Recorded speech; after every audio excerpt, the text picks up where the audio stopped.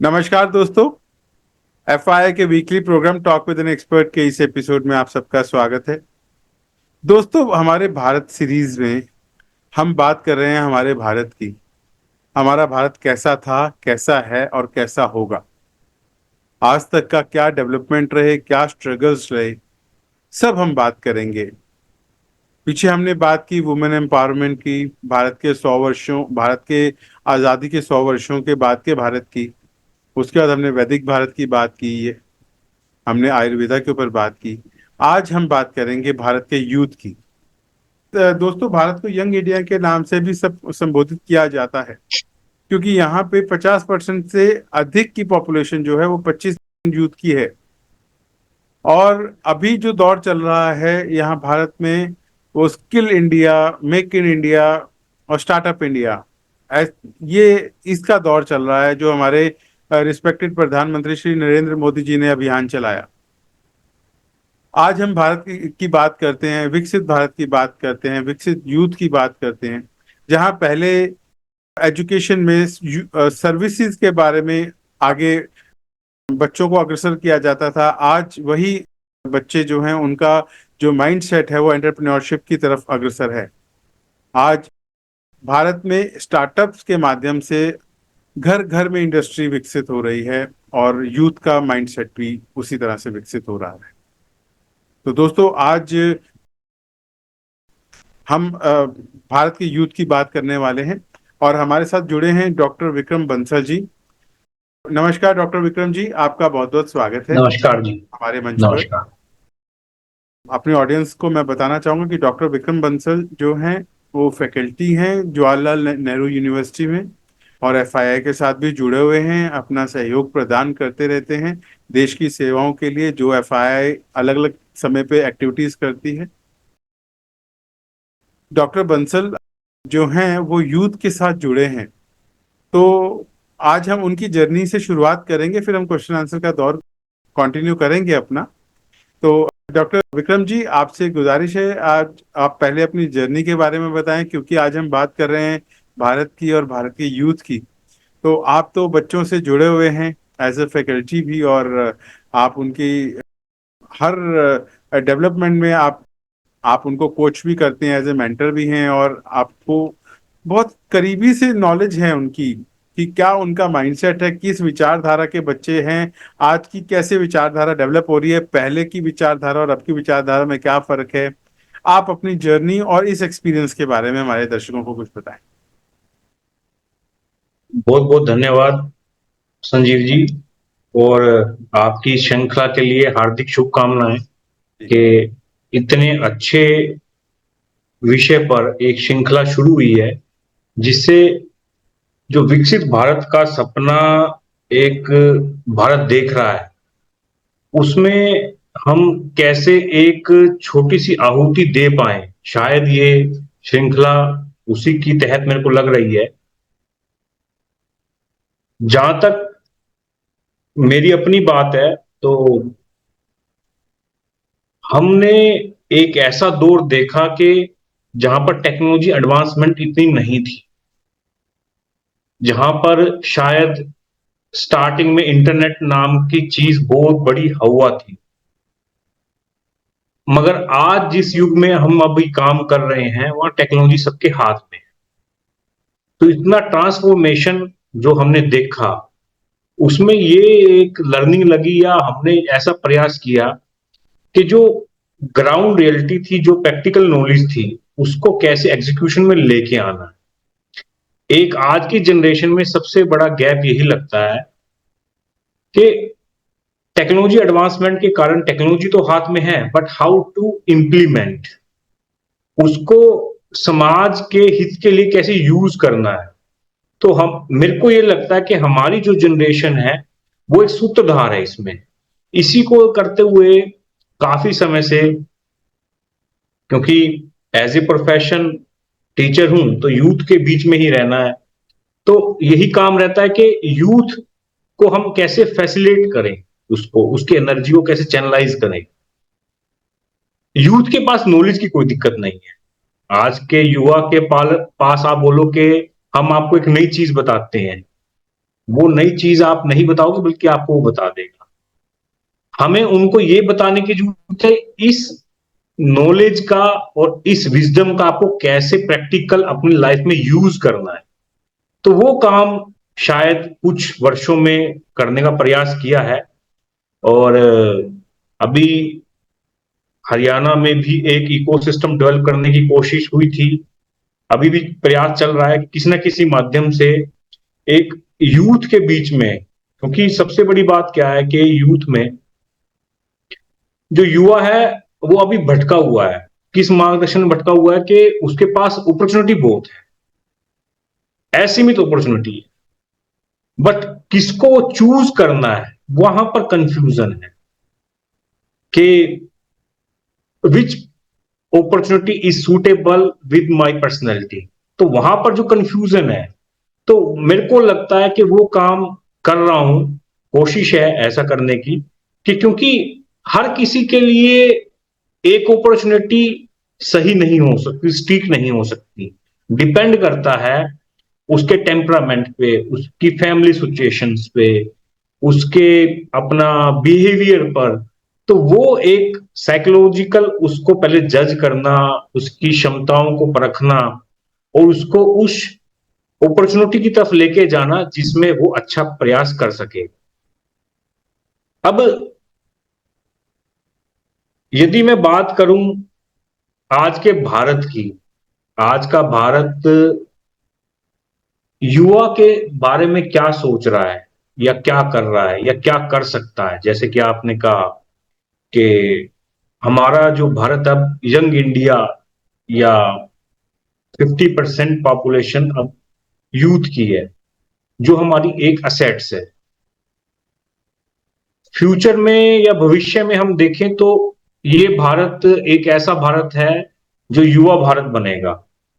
हम काफी समय से कहते आए हैं कि भारत का जो ट्रैक रिकॉर्ड है काफी पुराना, पुरातन संस्कृति है, मगर ये पुरातन संस्कृति अब दोबारा से एक बड़ा बदलाव लाने की दिशा में बढ़ रहा है, जिसमें ये युवा भारत बनेगा, कि ये प्रौढ़ से युवा की तरफ शिफ्ट होएगा अब, और हो भी रहा है। जैसे जैसे हम अपने जीडीपी का ग्रोथ देख रहे हैं, भारत का विश्व पटल पर स्थान देख रहे हैं, वो अब टीनेजर से यूथ की तरफ चला गया है और जा रहा है।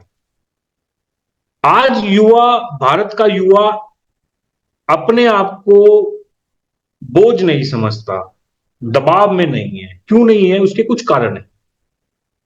सबसे बड़ा कारण यह है कि जो एजुकेशन में, क्योंकि बेसिकली युवाओं के बीच में जो फर्स्ट पैरामीटर है या उनकी जो लर्निंग है वो ये एजुकेशन। परिवार से, हमारे संस्कृति में युवाओं को एक अच्छी परवरिश का पूरा पूरा हमने एक श्रेय दिया है। मगर एजुकेशन जो कि उसको स्कूल कॉलेज यूनिवर्सिटी से मिलती है, हायर एजुकेशन मिलती है, उसके तरफ भी काफी प्रयास हुआ है कि वो स्किल ओरिएंटेड हो। वो खाली अपने विजडम को एक ऐसा फिलोसफिकल यूज मत करे, उसका आउटपुट निकले। वो डिग्री धारक ना बने, वो हुनरमंद बने। तो ऐसा प्रयास करने की दिशा में स्किल इंडिया मिशन बना। स्किल इंडिया मिशन भी बना और प्लस जितनी भी प्रोफेशनल एजुकेशन है, इवन मैं तो कन्वेंशन मॉडल पे की बात करूं, यदि एमए इंग्लिश भी है, वो भी अब ये है कि इसका आउटपुट क्या होगा, वो क्या उसको रोजगार दे पाएगी। ऐसी दिशा में अब एजुकेशन सिस्टम बन रहा है, इकोसिस्टम ऐसा डेवलप हो रहा है, जिसका श्रेय हमारी न्यू एजुकेशन पॉलिसी पे भी जाता है, कि वहां पर बात यह की गई है कि जब तक युवाओं को एक स्किल ओरिएंटेड नहीं बनाया, तब तक उसकी डिग्री वेस्ट है। तो एक ऐसा इकोसिस्टम युवाओं के लिए बन रहा है कि जहां पर उनको कोई ना कोई स्किल या एक जॉब ओरिएंटेड या स्किल ओरिएंटेड प्रोग्राम से अटैच कर दिया जाए। प्लस अभी कुछ अमेंडमेंट भी हुए हैं यूजीसी में कि एक युवा मल्टी डिसिप्लिनरी अप्रोच भी रख सकता है।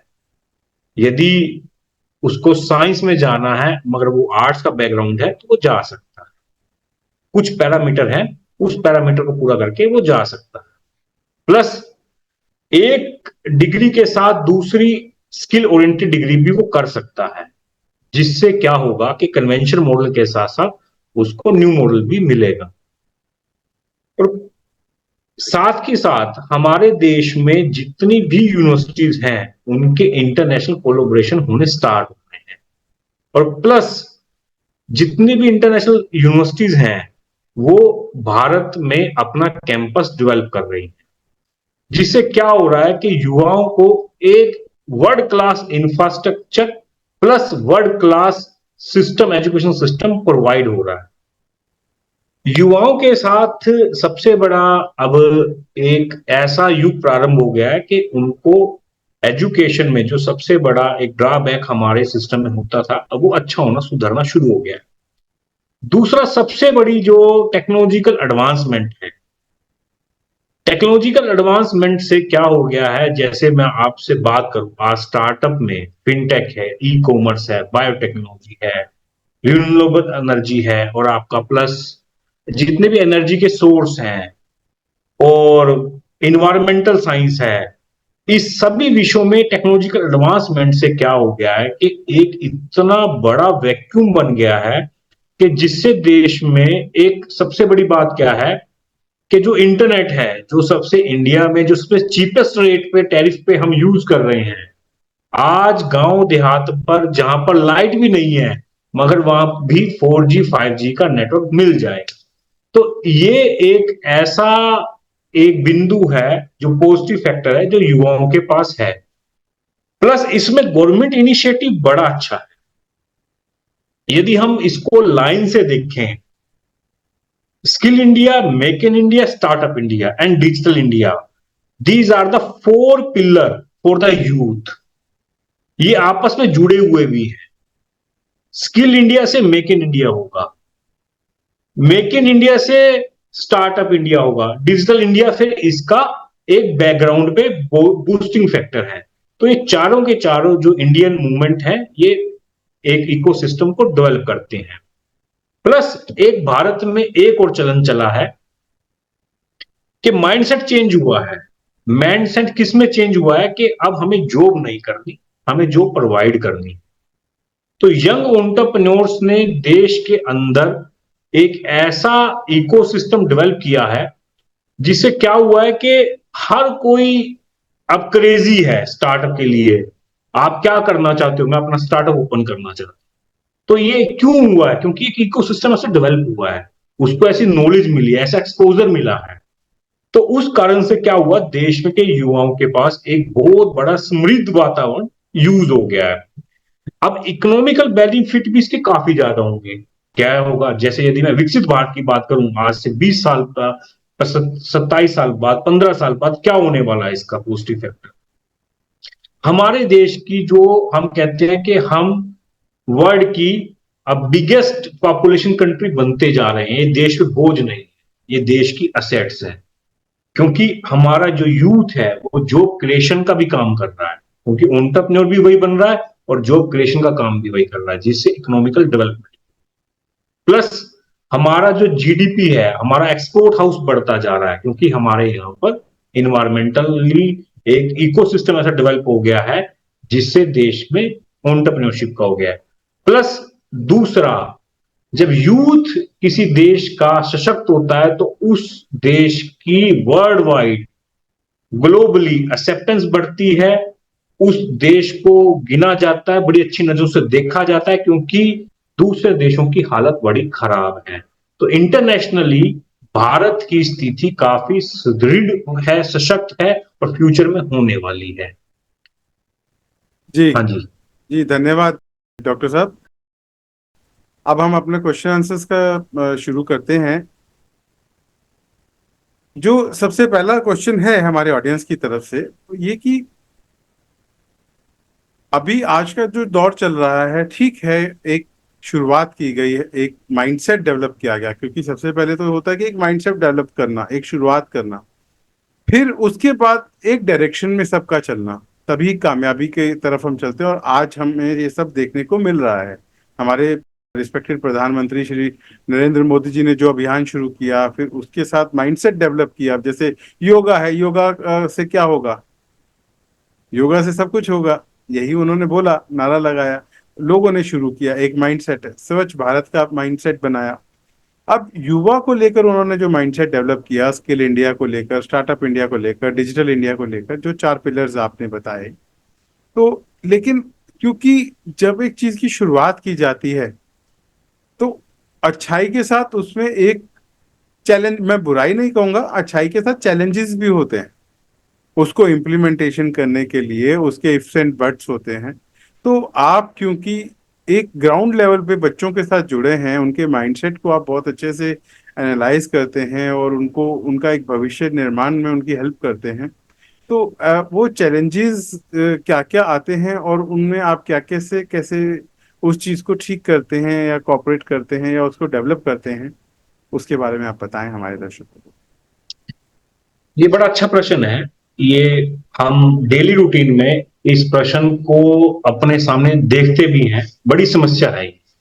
जी। क्योंकि समस्या ये है कि आज का जो यूथ है, वही जो बात स्टार्टिंग में हुई कि बड़ी जल्दी कुछ ना कुछ ग्रैब करना चाहता है, क्योंकि अपॉर्चुनिटी बहुत ज्यादा है। और दूसरा क्या है कि जैसे आज के समय में हम सोशल मीडिया की बात करते हैं, रील्स का जमाना आ गया है। जी।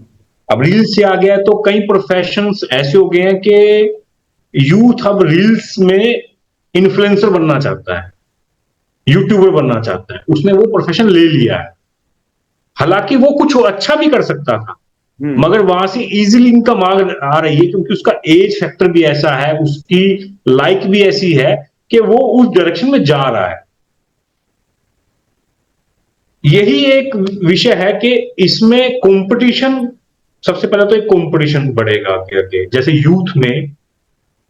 और बड़ी एक भ्रामक स्थिति भी उत्पन्न हो रही है, क्योंकि पाश्चात्य संस्कृति भी उस पर हावी है यूथ पे। तो इसमें हमारे देश की संस्कृति के साथ हमें एंटरप्रेन्योरशिप की जर्नी स्टार्ट करनी। अब यदि मैं एक आपको बताता हूं, बड़ा अच्छा बात हो रही है। अभी एक मिनिस्ट्री ऑफ एजुकेशन ने आईकेएस, इंडियन नॉलेज सिस्टम पर काम करना स्टार्ट किया, जी।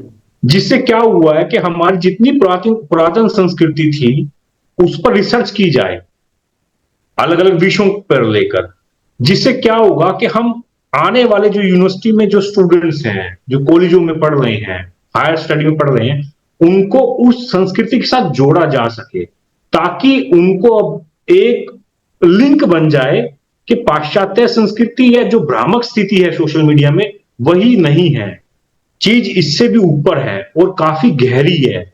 तो ये प्रयास एक ऐसा प्रयास है जिसमें युवाओं के साथ अभी समय लगेगा। आपका जो प्रश्न है, आपका जो चिंता है, बिल्कुल वाजिब है, ये सबकी है। मगर इसमें प्रयास हो रहा है और इसका परिणाम हमें बहुत जल्दी दिखेगा कि ऐसा सोशली सामाजिक रूप से भी हो रहा है, इवन सरकार के कुछ इनिशिएटिव से भी हो रहा है ऐसा प्रयास। जी। तो एक इसी के साथ एक और प्रश्न जुड़ा है कि जब वैरायटी होती है तो कंफ्यूजन भी बढ़ते हैं। आज वैरायटी की कमी नहीं है प्रोफेशंस में, तो ऐसे में सबसे पहले तो एक जो युवा है उसको भी एक चैलेंज होता होगा कि उसको वो कौन सा रास्ता अडॉप्ट करे। सारे तो रास्ते को अडॉप्ट कर नहीं सकता, क्योंकि स्पेशलाइजेशन का भी जमाना है। तो ऐसे मौकों पर आप युवाओं को किस तरह से मदद करते हैं? देखिए, इसमें ऐसा है कि हर कोई, हम एक ऐसे, जैसे जीव जंतु है, वो सिर्फ एक टाइम के भोजन की चिंता करता है कि उसको एक टाइम जब भूख लगी है तो एक टाइम का भोजन मिल जाए, उसके लिए वो पर्याप्त है। उसके बाद उसको पता नहीं है कि कब क्या मिलेगा, कैसे मिलेगा। मगर हमारी प्रवृत्ति ऐसी है कि हम 7 जन्मों का अभी कमाना चाहते हैं, अभी अपने आप को रखना चाहते हैं। जी। और हमारे आइडल भी हम उनको मान लेते हैं कि जो बहुत ज्यादा असीमित वातावरण में पैदा हुए हैं, हम उनको आइडल मान लेते हैं और उन जैसा ही बनना चाहते हैं। तो यूथ को, हालांकि यूथ के अंदर ये बात भी क्लियर होना स्टार्ट हो गया कि जीवन में लक्ष्य प्राप्ति का मतलब ये नहीं है कि अपने आइडल जैसा बनना, ऐसा नहीं है। मगर जीवन में खुश रहना ही एक सौभाग्य जीवन है, एक अच्छा जीवन है। तो खुश रह कैसे रहा जाए? खुश का मापदंड ऐसा नहीं है कि अंबानी के बेटे हो तभी आप खुश रह सकते हो, ऐसा नहीं है। एक देहात में एक छोटे से घर में भी आप खुशी प्राप्त कर सकते हो। तो वैचारिक रूप से युवाओं में ये बात क्लियर हो रही है, अब धीरे धीरे पता चल रहा है। क्योंकि अभी आप देखिए, जो गांव से शहर की तरफ युवा माइग्रेट हुआ था, अब वो दोबारा शहर से गांव की तरफ माइग्रेट हो रहा है, जी। अपने गांव दोबारा चल रहा है, चले गांव की ओर। अब वहीं पर ही वो खुशी भी ढूंढ रहा है परिवार के साथ। तो धीरे धीरे ये परिवर्तन ऐसा आएगा कि जिससे क्या होगा कि युवाओं को भी अपनी लिमिटेशन पता चल जाएगी कि जीवन बहुत छोटा है और उसमें हमें जो करना है यहीं पर ही करना है और अपने परिवार के साथ रहना है। तो ये चीज अब युवाओं को पता चल गई है धीरे धीरे। और ये हम भी प्रयास करते हैं अलग अलग प्लेटफॉर्म पे जाके कि करोड़पति बनना ही सफलता नहीं है, खुश रहना, परिवार के साथ रहना ही असल में सफल जीवन की निशानी है। तो वो प्रयास हो रहा है। और कुछ हद तक मेरे को लगता है कि जिस हिसाब से अब हमारा देश में इकोनॉमिकल सिस्टम बन गया है कि आप बिजनेस के ऐसा कर सकते हैं और आपको इतना पैसा नहीं रखना, इतनी एसेट्स नहीं रखनी, जो नकेल कसी जा रही है ब्लैक मनी पर, या बिजनेस आप इतने फास्ट ढंग से करते थे, शायद उससे भी युवाओं को काफी एक हौसला आया है कि नहीं, अपने को नहीं करना, जो जीवन है यही है। तो वो प्रयास चल रहा है। जी। नहीं, आपने बिल्कुल सही बोला कि खाली पैसा कमाना या एक कैरियर बनाना ही मोटिव नहीं होता। Mental health, social health, financial health, physical health, ये सारी काउंट करती हैं। और सबसे बड़ी बात स्पिरिचुअल हेल्थ, जिसमें आज के दौर में जो हमारे प्रधानमंत्री नरेंद्र मोदी जी ने शुरुआत की, जैसे योगा की शुरुआत की उन्होंने, उसमें मेडिटेशन आ गया, तो फिर आयुर्वेदा, वैदिक की शुरुआत की, पुराना दोबारा से रिवाइव कराया। तो एक तरह से लाइफस्टाइल की जो बातें हैं वो भी इम्प्रूव हो रही हैं। और लेकिन युवा को माइंडसेट तो है, आज के दौर में गाइडेंस भी मिल रही है, बट फिर भी जो आपका रोल है वो भी एक सराहनीय है, क्योंकि हर मोड़ पर हमें एक गाइड की जरूरत होती है, टीचर की जरूरत होती है, और आप वो एक फर्ज निभा रहे हैं। अब इस फर्ज के दौरान अब चैलेंज ये भी आता है कि जो युवा है वो उम्र ही ऐसी है कि वो आधी बात सुनता है, आधी नहीं सुनता। तो कोई भी आप बात करोगे वो बोल देगा आई नो, मुझे पता है। तो ऐसे में आप कैसे मैनेज करते हैं? ये हमारे टॉपिक से हटके है, लेकिन अब ये क्वेश्चन आ गया नहीं, बातों बातों में तो। ये आपके टॉपिक से हटके नहीं है, ये हर घर की समस्या है, हर जी। पेरेंट्स की समस्या है ये। जी। अब इसमें क्या है कि आपको उनके जैसा बनना पड़ेगा, उनके साथ आना पड़ेगा, एक सिंगल प्लेटफॉर्म पे, सेम प्लेटफॉर्म पे आना पड़ेगा। यदि हम ये सोचें कि हम उनसे बड़े हैं, हम्म। वहां पे बात नहीं बनेगी। वहां पे दोस्ती वाला फैक्टर लेके आना पड़ेगा युवाओं के साथ। और युवा भी एक ऐसा है। दोस्ती वाला फैक्टर बिल्कुल सही आप कह रहे हैं, लाना पड़ेगा। लेकिन अब आज का जो युवा है, अगर आप देखें, आज हर माहौल में अच्छाई बुराई दोनों हैं। अच्छाई की बात तो हमने की है, एक छोटी सी बुराई की बात करूंगा, जो मैं, हमारे दर्शक जो हैं, मैं मुझसे सहमत होंगे और आप भी सहमत होंगे कि ना, हर घर में जब हम बच्चों की बात कर रहे हैं, सभी एक ही बात से ज्यादा परेशान है कि बच्चा जो है वो कुछ जरूरत से ज्यादा ही डिजिटल हो गया है, तो वो मोबाइल में ज्यादा घुसा रहता है। खाना खाते वक्त मोबाइल, सारा दिन मोबाइल, सारी रात मोबाइल। ऐसे में पेरेंट्स को भी समझ में नहीं आता कि बच्चे को कैसे कन्विंस करें। अब दोस्त बनने के लिए उनके साथ पेरेंट्स को भी मोबाइल में लगना चाहिए क्या? सबसे पहला सवाल है। तो यहाँ पे आप थोड़ा सा गाइड करें कि हमारे दर्शकों को कि क्या करना चाहिए। संजीव जी, ऐसा नहीं है कि वो बुरे काम कर रहे हैं तो हमें उनके साथ रह के दोस्ती निभाने के लिए बुरे काम करना है। नहीं, जी। उनको समय देना है। हम्म। उनको, यानी उनको कमी महसूस हो ही ना कि हमारा खालीपन है।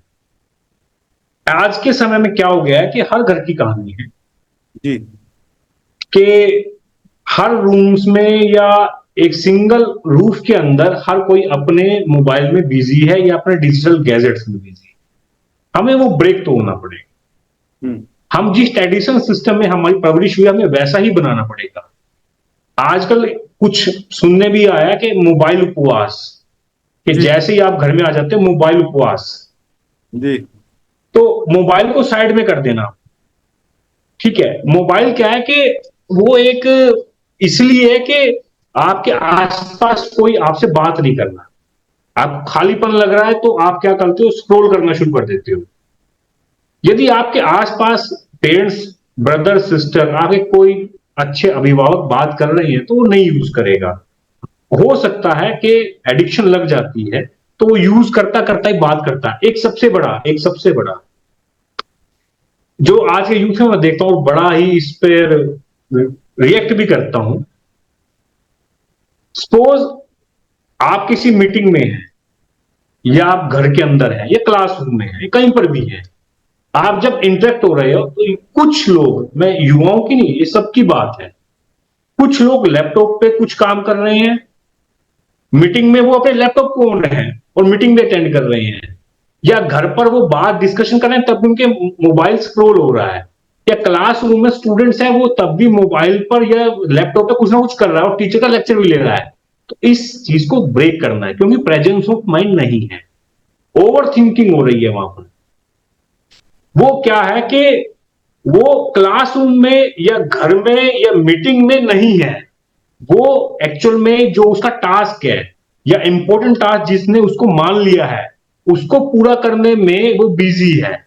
तो वो क्या करा, प्रेजेंस ऑफ माइंड जब तक युवाओं का नहीं बनेगा, वो बिहेवियर में नहीं आएगा, तो ये सबसे बड़ी विपदा है कि वो जहां पर है वो है ही नहीं वहां पर फिजिकली, मेंटली वो कहीं और है। तो हमें प्रयास ये करना है, मैं हमेशा यही, शायद कई सामाजिक संस्थाओं से भी चलता है, कि जब आप खाना खा रहे हैं तो आपको टीवी नहीं देखना। सबसे बड़ा तो गंदा चलन यहीं से स्टार्ट हुआ था। उसके बाद टीवी खत्म हो गया, वो मोबाइल से शिफ्ट हो गया है।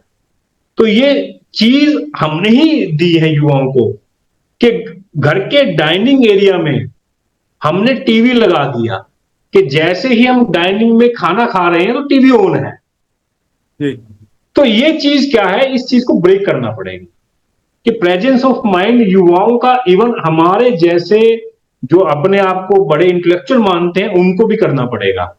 हम जहां पर हैं वहीं पर ही रहें। हम ये नहीं है कि मीटिंग अटेंड कर रहे हैं तो लैपटॉप ऑन करके हम दूसरा काम भी कर रहे हैं, नहीं करना अपने। वो एक एटिकेट्स हैं, ये एटिकेट्स हम सबको निभाने हैं और युवा अपने अपने को फॉलो करेगा। युवा कोई बाहर से सीख के नहीं आ रहा, वो हमें देख रहा है, हम ही गलत कर रहे हैं तो वो वैसा करता है। तो हमें एक अच्छा उदाहरण बनना है। और मैं आपको एक और चीज बताऊंगा, बात लंबी हो जाएगी। अमिताभ बच्चन की मूवी यूथ बहुत देखता है, उसकी एक स्टडी करनी चाहिए क्यों देखता है। क्योंकि अमिताभ बच्चन ने अपने आप को अभी प्रौढ़ स्थिति में नहीं लेके आया। उसकी एक्टिंग, उसकी कास्टिंग, वो यदि यूथ ओरिएंटेड है तो यूथ ओरिएंटेड उसको देखता है, उसको मानता है। कोई ये नहीं कहता बूढ़े की मूवी है, वो कहते हैं बच्चन साहब की मूवी है। क्यों? क्योंकि युवाओं उनको अपने जैसा समझता है कि वो हमसे कुछ बड़े हैं और हमें अच्छा मैसेज देते हैं। तो हमें एक ऐसा रोल प्ले करना है कि हम युवाओं के माइंडसेट से लेके उनकी जैसी बात करें, मगर समझ अपनी हो। तो वैसा अपने को एक उनके सामने उदाहरण पेश करना। ठीक है डॉक्टर विक्रम साहब, आज के जैसे अभी हमने बात की आज के दौर की, तो और हमने विविधता की भी बात की, वैरायटी की बात की कि किस तरह से आज वैरायटी देखने को मिलती है सब्जेक्ट्स में, कैरियर में। तो ऐसे में कंफ्यूजन का दौर होता है। इसी के साथ ही आज एक और बहुत इम्पोर्टेंट पॉइंट है जो जिसे हम बोलेंगे विचारशील बच्चों की विचार शक्ति, क्योंकि आज डिजिटल इंडिया है, हर बच्चे के हाथ में मोबाइल है। आज हर तरह की इंफॉर्मेशन हाथ में है बच्चों के। कई जहाँ पे आज से जब पुराने जमाने की बात करें या हमारे बचपन की बात करें, तब इतना ये डिजिटल नहीं था। तो बच्चों से हम कुछ बातों को छुपा कर रखते थे, बचा कर रखते थे कि उम्र के हिसाब से उन्हें बताई जाए। लेकिन आज वो एजलेस फैक्टर हो गया है, छोटे से छोटे बच्चे के हाथ में भी पूरी इंफॉर्मेशन है। तो ऐसे में बच्चों की विचार शक्ति बहुत ज्यादा प्रभावित हो रही है। और ये एक बड़ा चिंतन चिंतन का भी विषय है, चिंता का विषय है और चिंतन का विषय है। तो अभिभावक भी हैं, जो पेरेंट्स हैं वो भी बहुत परेशान हैं। और इस पॉइंट पे आप थोड़ा सा बताएं कि आज इस दौर में इसका क्या सॉल्यूशन है। संजीव जी, बड़ा ही अच्छा प्रश्न है। और ये विषय एक ऐसा विषय है जो आज के समय में हर कोई इससे जूझता रहा है। जैसे एक विषय इसमें लेके आता हूं मैं, एलजीबीटी का, जो एक पाश्चात्य की देन है, कि जहां पर उन्होंने बोला कि हमारा कोई सेक्स ही नहीं है, ना हम बॉयज हैं ना हम गर्ल्स हैं, जी। हम कुछ भी हो सकते हैं। और अभी कुछ देशों में, पाश्चात्य में, देखा गया है कि एक आदमी कुत्ते की तरह चलता है और कुत्ते की तरह खाना खाता है। वो बोलता है कि एक कुत्ता भी तो प्राणी है, तो मैं भी प्राणी हूं, तो मैं उस जैसा बिहेव कर सकता हूं। उससे क्या हो रहा है कि वो एलजीबीटी के जो समर्थक हैं, वो सबसे बड़ा, क्योंकि हमारा जो भारत है वो युवा भारत है, तो एलजीबीटी का जो प्रभाव है अब वो भारत में भी देखने को मिल रहा है। जिससे क्या हो गया है कि ट्रांसजेंडर हो गया है, या लोगों ने अपना सेक्स चेंज करने का एक दौर बना लिया, मन बना लिया, या एक सेम सेक्स में मैरिज का एक ट्रेंड बनता जा रहा है, लिविंग रिलेशनशिप का ट्रेंड बनता जा रहा है। ये एक सांस्कृतिक रूप से इस देश को कमजोर करने की दिशा है, जिससे हमारा युवा भ्रमित हो जाए और वो सशक्त भूमिका में आ ही ना सके। तो ये एक इतना प्रोपोगंडा इस देश में युवाओं के साथ बनाया जा रहा है। अब इसमें हमें बचना कैसे है, बचाना कैसे है अपने युवा को?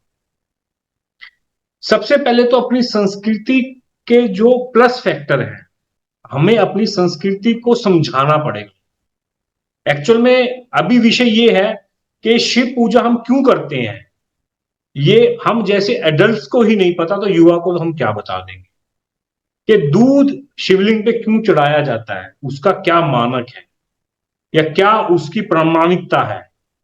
इस विषय, ऐसे ऐसे जो छोटे छोटे विषय हैं जो हमारी संस्कृति को इतना समृद्ध बनाते हैं, वो एक ऐसे विषय हमें युवाओं के बीच में लेके जाने पड़ेंगे, जिससे उनको ये ना लगे कि हिंदू सनातन संस्कृति या इस भारत की संस्कृति कमजोर है।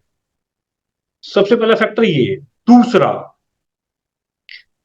अपने परिवार में, अपने समाज में, यदि हमारा पड़ोसी भी है, यदि हम किसी प्रोफेशन में हैं, हम टीचर हैं, या हम किसी सोसाइटी में एक लीडर की भूमिका भी निभाते हैं, तो युवाओं से हमें उस विषय पे खुल के बात करनी है, छुपाना नहीं है वो विषय। क्योंकि छुपाने वाली, जैसे आपने बोला, कोई चीज ही नहीं है जी। कि हम छुपा रहे हैं तो हम सोच रहे हैं कि उनको नहीं पता, उनको सब पता है। तो इन चीज को छुपा रहे हैं, उसमें उस विषय पे बात करनी है उनसे, उनका मन जांचना है कि वो क्या सोच रहे हैं। और हो सकता है सोल्यूशन भी वही बताएं, क्योंकि ऐसा नहीं है कि सारे के सारे युवा भ्रमित हैं। बहुत युवा का बहुत बड़ा तबका ऐसा है जो एक अच्छे पॉजिटिव वे में इस देश को सशक्त बनाएगा, तो वो युवा ही असल में सोल्यूशन भी बता रहा है। तो उन युवाओं के साथ संवाद करना है। मगर सबसे पहले हमें संवाद जरूरी है यहाँ पर विषय में। इसलिए हमेशा हमारे एजुकेशन सिस्टम में, हमारे समाज में बोला गया एडल्ट एजुकेशन को मैंडेट किया जाए। कहीं पर कुछ सांस्कृतिक लोगों ने, सामाजिक लोगों ने इसका बहिष्कार किया, नहीं होनी चाहिए, मगर नहीं, क्योंकि छुपाने वाली अब कोई बात ही नहीं रही। जब तक हम छुपाएंगे तो क्या पता क्या से क्या हो जाएगा, वो भी लोग छुपाते रहेंगे, हम भी छुपाते रहेंगे, और हमारी संस्कृति बिल्कुल ही विनाश की रूप ले जाएगी। मगर ऐसा नहीं होने वाला और ना ही होगा। इसलिए संवाद बहुत जरूरी है। और एलजीबीटी का जो विषय है, यदि कहीं पर भी समाज में ये आता है तो सामाजिक रूप से और हमें प्रोफेशनली इस चीज को वो टैकल करना चाहिए। और आप बहुत सारा ऐसा एडवर्टीजमेंट भी देखेंगे कि बड़ी बड़ी अच्छी मल्टी ब्रांडेड कंपनियों ने एलजीबीटी विषय को लेके अच्छे अच्छे एडवर्टीजमेंट बनाई है कि यूथ इसकी ओर आकर्षित हो। तो ये भ्रामक जो एक प्रचार चल रहा है, इसको अपने को संवाद के तहत रोकना है। डॉक्टर विक्रम जी, एक और बहुत अहम मुद्दा है, वो पॉल्यूशन को लेकर है कि आज की जो लाइफस्टाइल है, पॉल्यूशन इतनी पॉल्यूटेड हो चुकी है। अगर हम एनवायरनमेंट की बात करें, पॉल्यूटेड है, खान पान पॉल्यूटेड है, सब कुछ ही पॉल्यूटेड हो गया है, सोच विचार तक पॉल्यूटेड है। जो अभी हम बात कर रहे थे, पिछला क्वेश्चन था हमारा। तो ये पॉल्यूशन जो है, ये हमने पिछले एपिसोड में भारत के 100 वर्षों, स्वतंत्रता के 100 वर्षों की बात की कि भारत पहले कहाँ था, अभी कहाँ है और आगे कहाँ होगा। हमने इंडस्ट्रियल ग्रोथ की बात की। लेकिन अगर हम ये बात करें, वैचारिकता की बात कर रहे हैं, जैसे हम बच्चों की विचार शक्ति की बात कर रहे हैं, तो ये जो पॉल्यूशन है, ये इसका क्या असर होने वाला है, इसका क्या सॉल्यूशन हम देखते हैं 2047 की ओर बढ़ते हुए, एक युवा की दृष्टि से, उनके हेल्थ को लेकर, उनके विचार की संजीव हेल्थ। संजीव जी, 2047 का भारत जी। एक राम राज्य का भारत होगा, जी। जहां पर पोल्यूशन नाम की कोई चीज ही नहीं रहने वाली। क्यों नहीं रहने वाली, उसका अभी से उसके लिए तैयारी शुरू हो गई है। आप यदि ऑटोमोबाइल्स की बात कर लो तो फ्यूल जो हमारा आ गया है, ऐसा फ्यूल्स को यूज करना है जिसमें हमें पोल्यूशन ही नहीं होना। जी। इवन खान पीन के ऊपर भी अब इतनी अवेयरनेस यूथ में भी आ गई है कि हमें ये कैलोरी फूड नहीं खाना या ये जंक फूड नहीं खाना। तो उसमें भी अब यूथ बढ़ रहा है। पर्यावरण की दृष्टि से जितने भी पॉलिथीन थे, प्लास्टिक फ्री हमें एक मूवमेंट चल पड़ा है। योग में हम देख ही रहे हैं कि अब योग हर हर घर में पहुंच चुका है। तो हर दृष्टि से अभी क्या है कि जिस टाइम पीरियड से हम अभी गुजर रहे हैं, मेरे को लगता है ये सर्जरी हो रही है एक तरह से, कि जिससे अभी हम क्या है कि हम टू टाइप्स की कल्चर आइडेंटिटी में जी रहे हैं। जी। अभी हम पाश्चात्य की तरफ भी हैं, प्लस हमारा जो भारतीय संस्कृति है उसकी तरफ भी है। हम ड्यूल एक सिस्टम में जी रहे हैं। 2047 में, जैसे आपने बोला कि जिस राष्ट्रवादी सरकार के भरोसे या राष्ट्रवादी सरकार के प्रयास से, और इतने सामाजिक संगठन हैं, आप भी प्रयास कर रहे हैं, हर कोई प्रयास कर रहा है कि इस देश में 2047 का जो विकसित भारत होगा वो कैसा होगा। वो बिल्कुल वैसा होने वाला है जिसकी कल्पना हमारे साधु संतों ने की है कि जो राम राज्य होगा वो 2047 में स्थापित हो जाएगा, जहां ना कोई अपराध होगा, ना कोई पोल्यूशन होगा, ना मिलावट होगी, ना जहां करप्शन होगा। क्योंकि करप्शन जिस जिस मानकों से होता था वो पैरामीटर खत्म किए जा रहे हैं डिजिटल इंडिया से। पोल्यूशन की जहां तक बात है, पोल्यूशन में जो जो हो सकता था वो अभी हमने करना शुरू कर दिया है। हेल्थ के लिए, मेंटल हेल्थ के लिए, फिजिकल हेल्थ के लिए, एजुकेशन के लिए। तो 2047 का स्वागत हम ऐसा करें कि हम राम राज्य की तरफ अग्रसर हो रहे हैं। मगर इसमें कंडीशन ये है कि हमारा जो यूथ है, जो 2047 में नेतृत्व करेगा, वो इतना सशक्त होना चाहिए कि उनके कंधों पर हम वहां पर जा सकें। इसके लिए हमें उनसे संवाद करना है, उनको मैच्योर करना है, और उनको भारतीय संस्कृति के जो एक अच्छे पॉजिटिव पहलू हैं उनसे रूबरू कराना है कि कितनी हम संस्कृति, एक समृद्ध विकसित संस्कृति में हम फल फूल रहे हैं। तो ये प्रयास अपने को बस यही करना है। जी। तो डॉक्टर विक्रम जी, आज सवाल तो और भी बहुत हैं, लेकिन हमें कंक्लूड करना पड़ेगा। तो मैं प्रोग्राम को एक बार इजाज़त लेने से पहले आपसे गुजारिश करूंगा कि आप अपने लिए कुछ हमारे दर्शकों के लिए मैसेज दें आज के प्रोग्राम को कंक्लूड करने के लिए। काफी अच्छे विषय पे हमने बात की कि हम विकसित भारत की तरफ बढ़ रहे हैं तो युवाओं की क्या भूमिका है, या युवा इसमें क्या योगदान करेगा, या हमारी क्या भूमिका रह सकती है। ऐसे विषय पर यदि हम निरंतर बात करते रहे, क्योंकि जो जो समस्याएं, जो जो प्रश्न आपने उठाए, हो सकता है उसका सटीक उत्तर या सलूशन मेरे पास भी ना हो, वो समाज अभी उसको ढूंढ रहा है।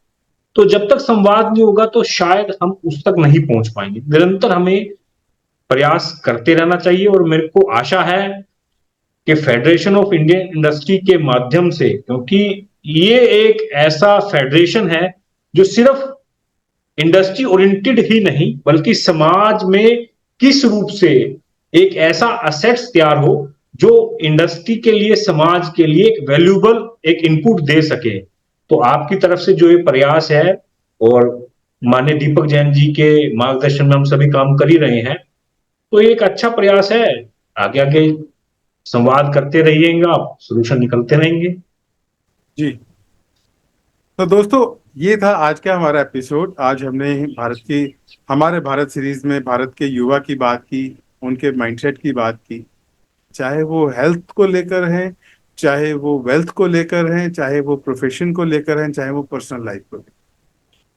आज हमारे पास हर तरह की फैसिलिटी है। जरूरत है तो इम्प्लीमेंटेशन की, सही गाइडेंस के साथ उसको निभाने की। तो सही गाइडेंस के तौर पे भी आज हमारे पास मेंटर्स हैं। डॉक्टर विक्रम बंसल जैसे रिस्पेक्टेड मेंटर्स हैं हमारे पास।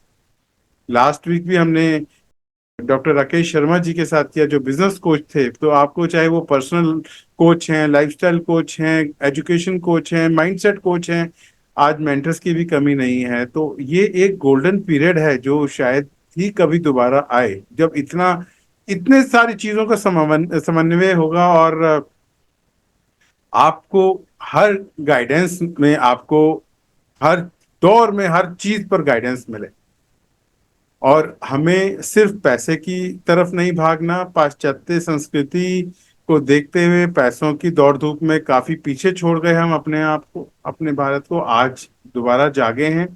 तो हमें अपना mental health, social health, physical health और स्पिरिचुअल हेल्थ और फाइनेंशियल हेल्थ, ये 5 हेल्थ पे बराबर बैलेंस वे में काम करना है और अपनी लाइफ को बैलेंस बनाना।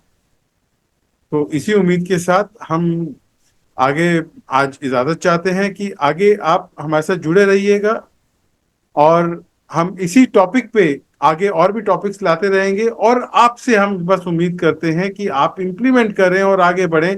अगर आपको कहीं कोई दिक्कत है या कोई सवाल है, सिर्फ इंडस्ट्री से रिलेटेड नहीं, जैसा कि पहले भी आपके आगे हमने रिक्वेस्ट की कि एफआईआई जैसे अभी डॉक्टर विक्रम बंसल जी ने भी कहा, एफआईआई एक इकलौती ऐसी संस्थान है जो सिर्फ एमएसएमईज या इंडस्ट्रीज के लिए ही नहीं है, वो हर क्षेत्र में कार्य करने में जुटी है। और जो हमारे रिस्पेक्टेड डायरेक्टर जनरल दीपक जैन जी हैं, वो अग्रसर हैं देश की सेवा में। और अपने कोई भी काम होता है, चाहे वो हेल्थ से रिलेटेड है, मेंटल डेवलपमेंट से रिलेटेड है, इंडस्ट्री डेवलपमेंट से रिलेटेड है, हर जगह वो सहयोग कर रहे हैं। और ये अपने आप में इकलौती ऐसी संस्था है जो 44 कंट्रीज में प्रेजेंस है और 22 स्टेट्स में प्रेजेंस है। एक्टिवली लोग काम कर रहे हैं।